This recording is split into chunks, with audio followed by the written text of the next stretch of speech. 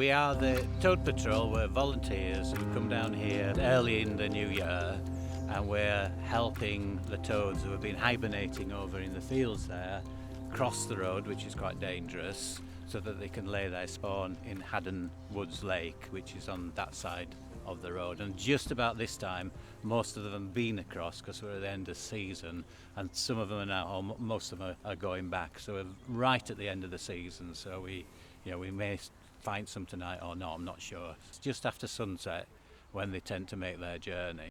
It's really enjoyable, actually, odd as it may seem. Coming out on a damp, wet February, March night, and I don't know, something very peaceful and grounding about it.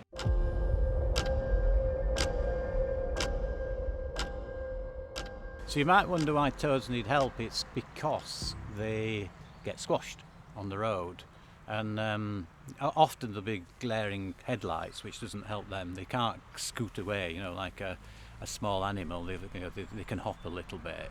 Yeah, so we do patrols up and down the road, scanning the road with our torches, looking for toads. So you'll see them kind of sitting up or whatever, or often they're breeding as they cross the road. And you have to be really careful. So you see I've got rubber gloves on here because they're very, very tender. The bodies of the toads are very sensitive. We put some water in a bucket, and so they can still remain moist, and then we put them in there and then just gently put them down in a safe area, and they'll find their own way. We will have probably saved about 350 toads over the last 8 weeks or so, and I would say probably 50 or 60 of those would have been squashed on the journey across the road, which is very sad.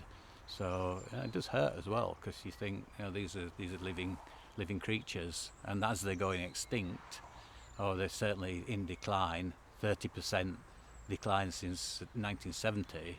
There's less and less toads around, and they will disappear eventually.